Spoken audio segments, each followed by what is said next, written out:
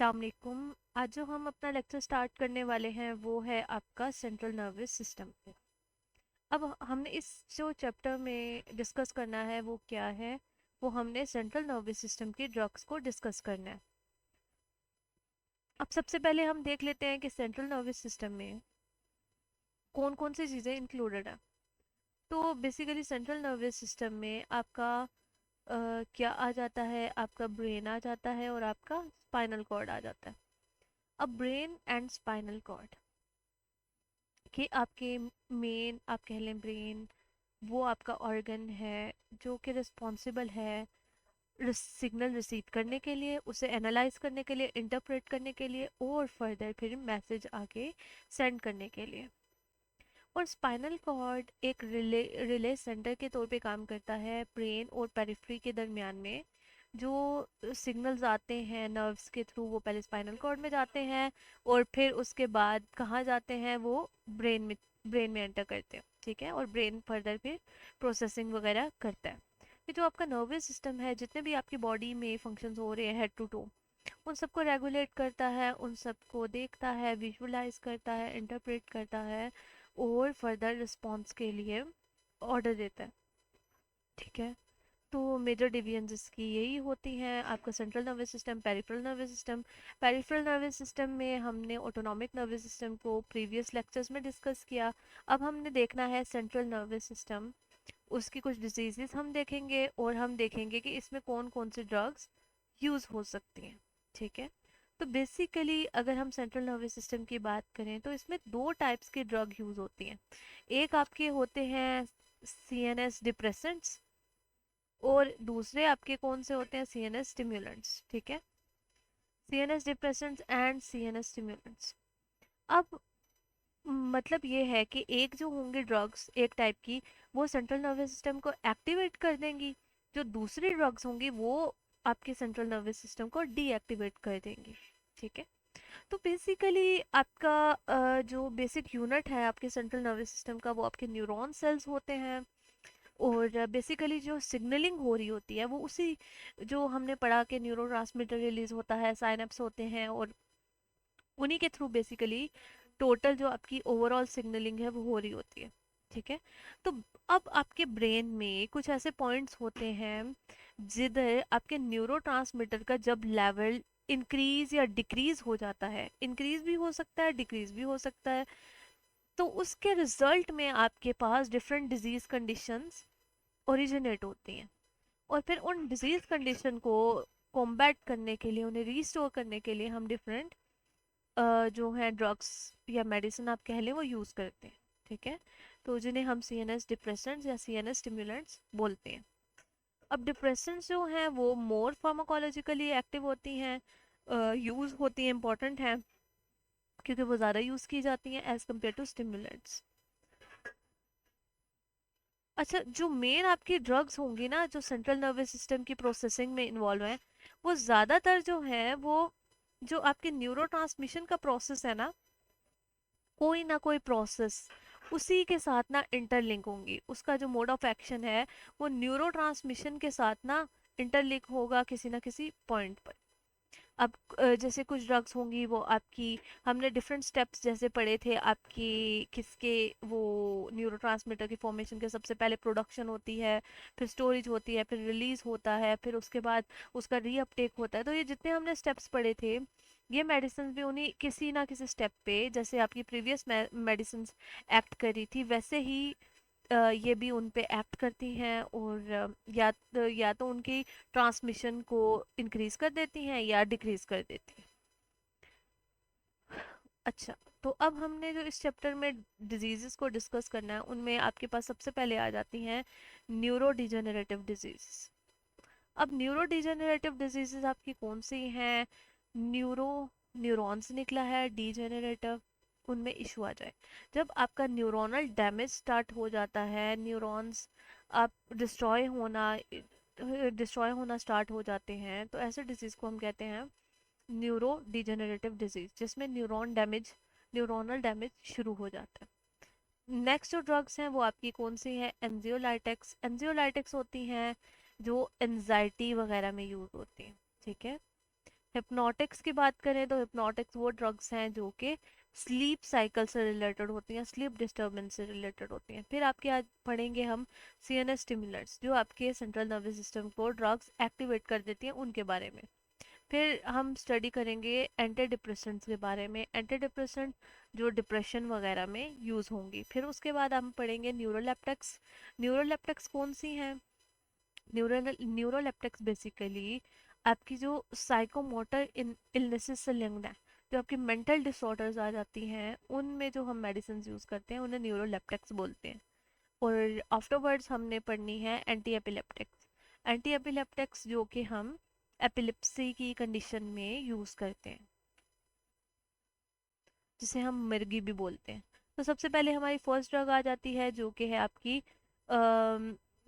जो हम किसकी डिजीज़ के लिए पढ़ेंगे, न्यूरो डिजेनरेटिव डिजीज़ में पढ़ेंगे। और न्यूरो डिजेनरेटिव डिजीज़ में हमने जो सबसे पहले डिजीज़ पढ़नी है वो आपकी कौन सी है? पार्किंसंस। ठीक है, पार्किंसंस डिजीज़ के बारे में। तो पार्किंसंस बेसिकली आपकी वो डिजीज़ है जो कि जिसमें क्या होता है, आपके जो ब्रेन में सर्टेन पार्ट्स होते हैं, ठीक है, स्पेसिफिकली आपका सब्सटेंशिया नाइग्रा का जो पोर्शन आता है उसमें आपके डोपामिन, ठीक है, जो कि एक न्यूरोट्रांसमीटर है, उसका लेवल ड्रॉप कर जाता है, कम हो जाता है। ठीक है, आपके एक स्पेसिफिक एरिया ऑफ ब्रेन में, दोबारा से रिपीट करते हैं कि आपके ब्रेन के एक स्पेसिफिक पार्ट में डोपामिन का लेवल क्या हो जाता है? कम हो जाता है। अब वो जो पार्ट था वो क्या कंट्रोल कर रहा था? वो आपकी मूवमेंट को कंट्रोल कर रहा था, मोशन को कंट्रोल कर रहा था। ठीक है, आपकी आप ऐसे समझ लें कि लोकोमोशन को भी वो कर रहा था, लिंक कर रहा था। अब जब वो उस एरिया में डोपामिन का लेवल कम हो जाएगा तो उसके रिजल्ट में कुछ सिम्टम्स आने शुरू हो जाते हैं। अब वो सिम्टम्स कौन कौन से हैं? जिनमें आपको रिजिडिटी हो जाती है, मसल्स प्रॉपरली वर्क नहीं करते, कॉन्ट्रैक्शन रिलैक्सेशन प्रॉपर नहीं होती, शिवरिंग होना स्टार्ट हो जाती है। इवन दो के पेशेंट्स के लिए अपनी बटन्स भी बंद करना पॉसिबल नहीं होता, पेन होल्ड करना पॉसिबल नहीं होता। तो इस कंडीशन, ये जो कंडीशन है ये क्यों हो रही है? क्योंकि बेसिकली जो आपके जो वो पार्ट हैं स्पेसिफिक, जो आपके मूवमेंट के लिए रिस्पॉन्सिबल हैं, उन पे आपके डोपामिन का लेवल कम हो जाता है। और क्यों होता है? क्योंकि आपके न्यूरॉन्स जो हैं वो डिजेनरेट, उनमें डिजेनरेशन स्टार्ट हो जाती है, उनमें डिस्ट्रप्शन आ जाती है। और न्यूरॉन्स वो सेल्स होते हैं जो रीजेनरेट नहीं कर सकते, डिवाइड नहीं हो सकते। एक बार अगर कोई न्यूरॉन खराब हो गया तो वो परमानेंट डैमेज हो जाता है। तो अब ये जो रिजिडिटी आ रही है, ट्रेमर्स आ रहे हैं, झटके लग रहे हैं पार्किंसंस में, उन सिम्टम्स को बेसिकली ये आपकी वो डिजीज़ है, डिजीज उन डिजीज में से एक डिजीज़ है जिन्हें हम क्योर नहीं कर सकते, जिन्हें मैनेज किया जाता है, जिनके सिम्टम्स को कंट्रोल किया जाता है। तो अब ये जो डीजेनरेशन का प्रोसेस है, इसे स्टॉप नहीं किया जा सकता फॉर द टाइम बिंग, लेकिन इसे क्या किया जाता है? इसे स्लो डाउन कर दिया जाता है by using medicine, by using different medication therapies. उन्हीं में से एक जो है हम यूज़ करते हैं आपकी लिवोडोपा। ठीक है, अब जब हमने आपको प्रो ड्रग पढ़ाई थी तब भी हमने डिटेल में आपके साथ डिस्कस किया था कि आपकी जो डोपामिन है बेसिकली एक हाइड्रोफिलिक मॉलिक्यूल है, पोलर कंपाउंड है। इसके लिए ब्लड ब्लड ब्रेन बैरियर को क्रॉस करना पॉसिबल नहीं होता। तो इसको अब इसका लेवल क्योंकि ब्रेन में कम है, तो अगर हम डायरेक्टली डोपामिन के ड्रग देंगे तो वो ब्लड ब्रेन बैरियर क्रॉस नहीं करेगी तो अपना इफेक्ट भी प्रोड्यूस नहीं करेगी। तो हमने इस डोपामिन का एक प्रिकर्सर प्रिपेयर किया जिसे हम कहते हैं लिवोडोपा। ठीक है, ये एक प्रिकर्सर है, मतलब डोपामिन का एक कंपाउंड है। डोपामिन के साथ बेसिकली हमने मॉलिक्यूल अटैच कर लिया, कोई केमिकल, उसमें केमिकल रिएक्शन कर दिया और उसे लिवोडोपा में कन्वर्ट कर लिया। अब ये लिवोडोपा है ये बेसिकली ब्लड ब्रेन, क्योंकि ये लिपोफिलिक ड्रग है, ये ब्लड ब्रेन बैरियर को इजीली क्रॉस कर लेती है और ये क्रॉस करके सेंट्रल नर्वस सिस्टम को में एंटर कर जाती है। जब ये सेंट्रल नर्वस सिस्टम में एंटर करती है तो वहाँ पर एंजाइम्स होते हैं जो लिवोडोपा को डोपामिन में कन्वर्ट कर देते हैं। और डोपामिन का लेवल जो स्पेसिफिक एरियाज थे जिनमें कम था, उधर वो लेवल पूरा हो जाता है। और आपके जो सिम्टम्स होते हैं, रिजिडिटी, ट्रेमर्स, ये सब, इनसे आपको ना रिलीफ मिल जाता है, ठीक है, ये कंट्रोल में आ जाते हैं। अब इसका मैकेनिज्म ऑफ एक्शन भी हमारे पास यही है कि डोपामिन ब्लड ब्रेन बैरियर को क्रॉस नहीं कर सकता, इसलिए लीवोडोपा की फॉर्म में हम ये देते हैं और ये ब्रेन के अंदर जाकर क्या हो जाता है, डोपामिन में कन्वर्ट हो जाता है। थेरेप्यूटिक यूजेस की बात करें तो लीवोडोपा जो है पार्किंसंस डिजीज में यूज होती है, ये कार्बिडोपा के साथ यूज की जाती है कॉम्बिनेशन में। अब कार्बिडोपा जो है बेसिकली वो भी ऐसा वो ऐसा कंपाउंड है जो कि देखें, लिवोडोपा को जो एंजाइम डोपामिन में कन्वर्ट करता है ना, वो सिर्फ ब्रेन में नहीं प्रेजेंट, वो आपकी पूरी बॉडी में प्रेजेंट है, ठीक है। तो अब आपको पता है कि जब आपकी ड्रग ब्लड में एंटर करती है तो वो पूरी बॉडी में डिस्ट्रीब्यूट होती है। तो जब आपकी drug other than central nervous system जाएगी तो वहाँ पर भी वो एक्ट करेगी, वहाँ पर भी डोपामिन में कन्वर्ट होगी, वहाँ पर भी फिर जो डोपामिन है अपना रेलेवेंट एक्शन परफॉर्म करेगा। उसके रिजल्ट में फिर क्या होते हैं, साइड इफेक्ट्स प्रोड्यूस होते हैं, ठीक है। और क्योंकि वो बाकी बॉडी में भी डोपामिन में कन्वर्ट हो रहा होता है, तो वो उस अमाउंट में, एक पर्टिकुलर अमाउंट जो सेंट्रल नर्वस सिस्टम के लिए चाहिए होती है, वो उसमें एंटर नहीं कर रही होती। तो इस चीज़ को मिनिमाइज करने के लिए हम कार्बिडोपा देते हैं। कार्बिडोपा जो है वो क्या करती है, वो जाके उस एंजाइम के साथ खुद बाइंड कर जाती है और लिवोडोपा को डोपामिन में कन्वर्ट नहीं होने देती। किधर, आपकी बाकी बॉडी में, ठीक है। और लिवोडोपा इजीली फिर आपके सेंट्रल नर्वस सिस्टम में एंटर कर जाती है, ब्लड ब्रेन बैरियर को क्रॉस कर लेती है और आपका फिर वहाँ पर जाके डोपामिन में कन्वर्ट होती है और अपने इफेक्ट प्रोड्यूस करती है। ये जो है आपकी बेसिकली जो डिजीज़ की सिवियरिटी है उसको रिड्यूस करते हैं और ये ईयर्स तक आपकी थेरेपी कंटिन्यू रहती है। उसके बाद अगर इसके फार्माकोकाइनेटिक्स को देखें तो ये आपकी रैपिडली एब्जॉर्ब हो जाती है स्मॉल इंटेस्टाइन से, और आपको अगर खाली पेट लेंगे, एम्प्टी स्टमक के साथ लेंगे, तो ये ज़्यादा इफेक्टिव होता है, ठीक है, क्योंकि फूड इसके एब्जॉर्प्शन को बेसिकली ना इफेक्ट करता है। उसके बाद ये है कि इसकी एक्सट्रीमली शॉर्ट हाफ लाइफ है, इसकी 1 to 2 आवर्स तक शॉर्ट शॉर्ट लाइफ है, हाफ लाइफ है, तो आपको ये रिपीटेड डोज में लेनी पड़ती है। एडवर्स इफेक्ट अगर हम इसके देखें तो सबसे पहले पेरिफेरल इफेक्ट है, फिर सेंट्रल इफेक्ट है। अब जब कार्बिडोपा के साथ देंगे तो ऑब्वियसली थोड़े से आपके जो ये सिम्टम्स हैं, साइड इफेक्ट्स वो आपके कंट्रोल रहेंगे। लेकिन इन केस बहुत ज़्यादा आपने अमाउंट में ले ली तो आपके सर्टेन जो पेरिफेरल इफेक्ट्स हैं वो प्रोड्यूस होते हैं, जिनमें आपका टेकीकार्डिया आ जाता है। टेकीकार्डिया बेसिकली बोलते हैं किसको, टेकीकार्डिया बोलते हैं आपके इंक्रीज हार्ट रेट को, फिर नोजिया वॉमिटिंग, फिर हाइपोटेंशन, डिक्रीज हो जाना ब्लड प्रेशर, और brownish colour saliva and urine, ठीक है। तो अगर किसी का brownish colour saliva and urine आ रहा है, मिनिमल अमाउंट में नॉर्मल कंडीशन में भी आ सकता है, लेकिन बहुत ज़्यादा आ रहा है, तो इसका मतलब है कि लेवोडोपा की बहुत ज़्यादा डोज इंक्रीज हो चुकी है बॉडी में। उसके बाद सेंट्रल इफेक्ट हैं। सेंट्रल इफेक्ट्स में आपके क्या आ सकते हैं, आपकी एबनॉर्मल इनवॉलेंट्री मूवमेंट आ जाती हैं, मूड चेंजेस आ जाते हैं और डिप्रेशन आ जाता है। एबनॉर्मल इनवॉलेंट्री मूवमेंट्स का मतलब होता है कि ऑटोमेटिकली कोई मूवमेंट हो गई बॉडी पार्ट की, ठीक है, जैसे हैंड मूवमेंट होगी, लेग मूवमेंट होगी, कोई भी हो सकती है। अच्छा, जो आपकी नेक्स्ट ड्रग्स हमने पढ़नी है, डिस्कस करनी है, वो आपकी हैं एंजियोलाइटिक्स एंड हिप्नोटिक्स ड्रग्स। एंजियोलाइटिक्स हमने आपको जैसे बताया कि ये जो होती हैं एनजाइटी के लिए यूज़ होती हैं। और एनजाइटी बेसिकली क्या है, एनजाइटी बेसिकली होती है कि ड्यू टू सर्टन सर्कमस्टांसेस, या जो आपकी कुछ सर्टन चीज़ें हैं आपको आपकी ओवर थिंकिंग को इनिशिएट कर देती हैं। फिर वो ओवर थिंकिंग क्या कॉज करती है, वो आपकी इरिटेबिलिटी कॉज करती है, आपको डिससेटिस्फेक्शन कॉज करती है, ठीक है। और आपको बहुत ज़्यादा डिससेटिस्फेक्शन हो जाता है, आपको शिवरिंग स्टार्ट हो जाती है और डिफरेंट आपको सिम्टम्स आने शुरू हो जाते हैं। तो ये होती है बेसिकली आपकी एनजाइटी। और हिप्नोटिक्स जो कि नींद प्रोड्यूस करती हैं, ऐसे ड्रग्स जो नींद प्रोड्यूस करती हैं। ठीक है।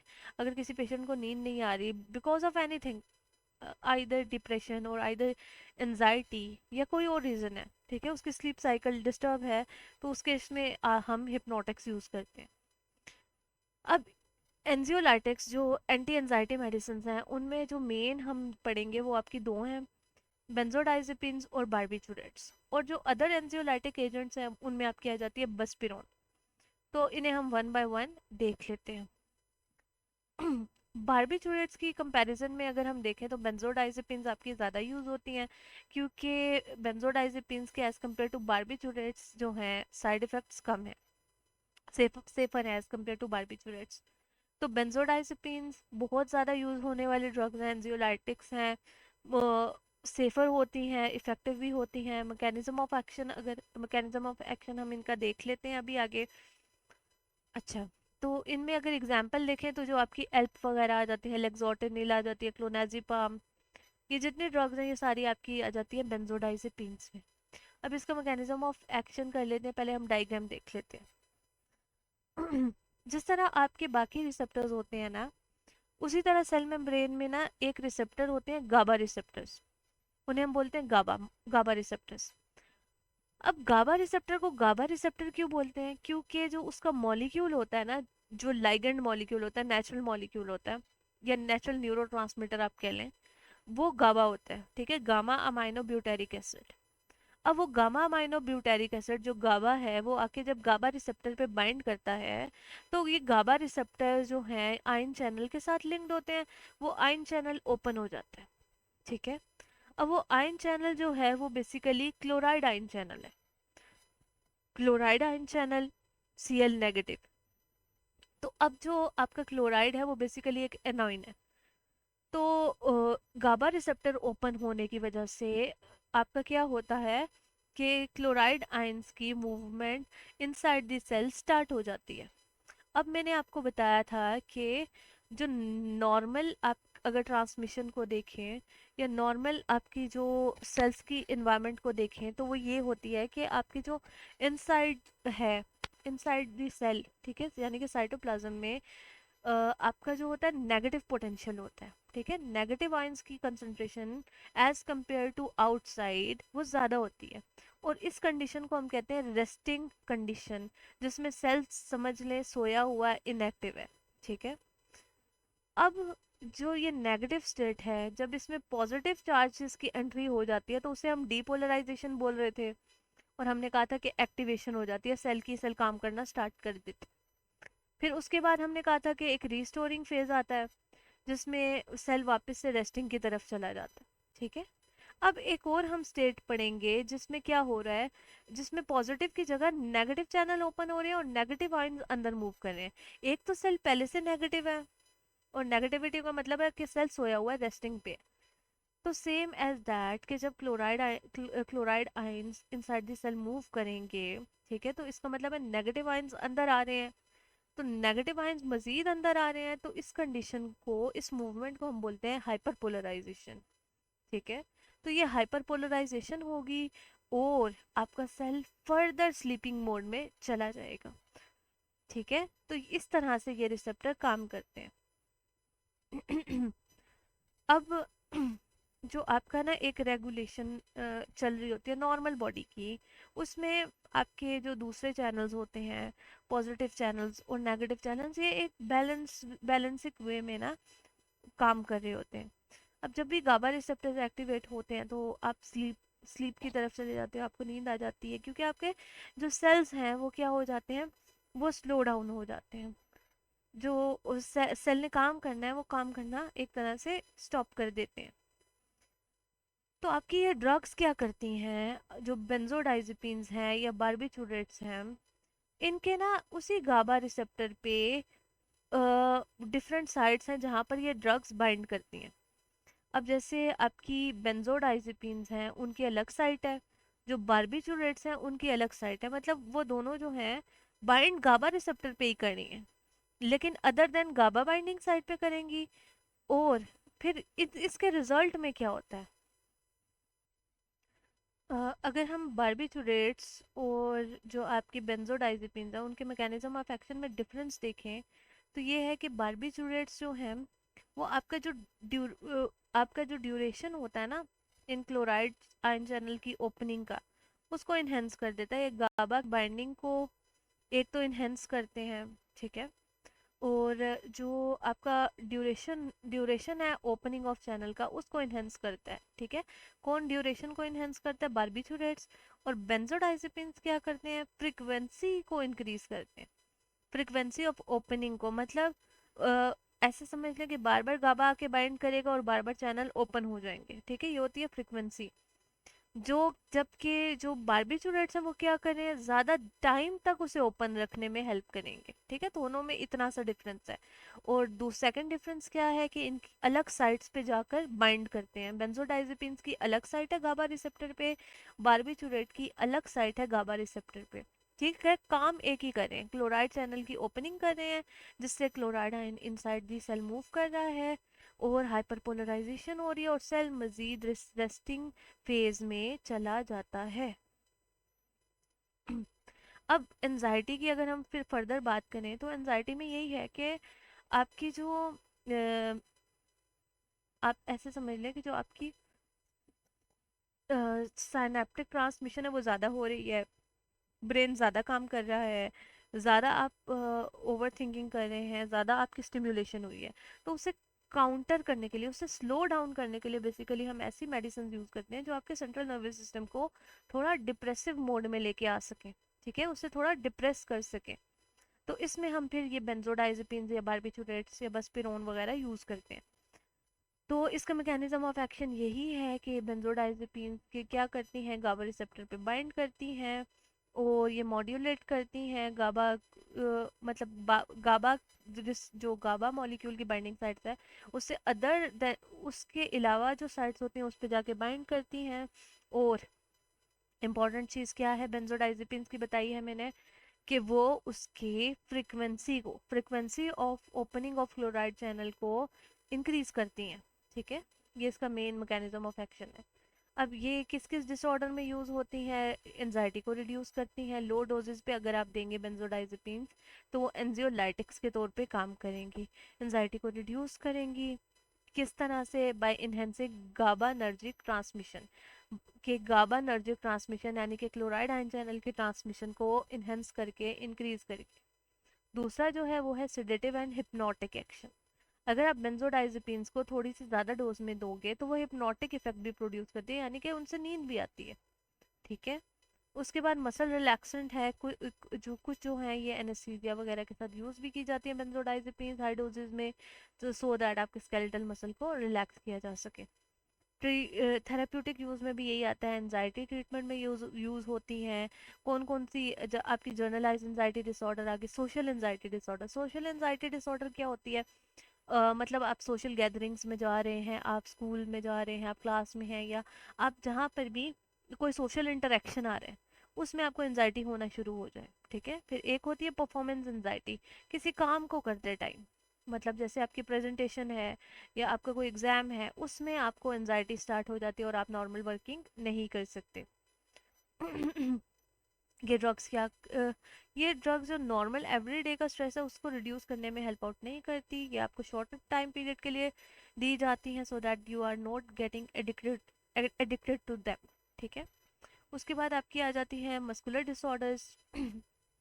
मस्कुलर डिसऑर्डर्स में जिसमें स्पेज़म वगैरह का होता है चांस, ठीक है, कॉन्ट्रैक्शंस हो रही होती हैं बहुत ज़्यादा, उस केसेस में भी हम ये ड्रग्स यूज़ करते हैं। उसके बाद आपका आ जाता है सिजर्स। सिजर्स में आपकी जो एपिलेप्सी होती है, ठीक है, उसकी मैनेजमेंट में जो कंबाइंड थेरेपी यूज़ की जाती है उनमें भी ये आपकी जो मेडिसिन है वो यूज़ की जाती है। उसके अलावा स्लीप डिसऑर्डर में देख लें तो हर बेंजोडाइजेपिन आपका हिप्नोटिक के तौर पे यूज़ नहीं की जाती, कुछ जो हैं वो यूज़ की जाती हैं और इंसोम्निया को ट्रीट करने में, मतलब नींद जिन्हें नहीं आ रही होती। फार्माकोकाइनेटिक्स देखें तो ये लिपोफिलिक ड्रग है। लिपोफिलिक ड्रग है तो ये रेडियली एब्जॉर्ब भी कर जाती है, ओरली वेल एब्जॉर्ब होती है, डिस्ट्रीब्यूट भी अच्छा होगी और ब्लड ब्रेन बैरियर को भी इजीली क्रॉस कर लेगी। एडवर्स इफेक्ट में देखें तो ज़्यादा अमाउंट में ले ली क्या होगा, ड्राउजीनेस आएगी, कंफ्यूजन आएगी, इंसोम्निया हो और अर्ली मॉर्निंग इंसोम्निया भी आपको हो सकता है।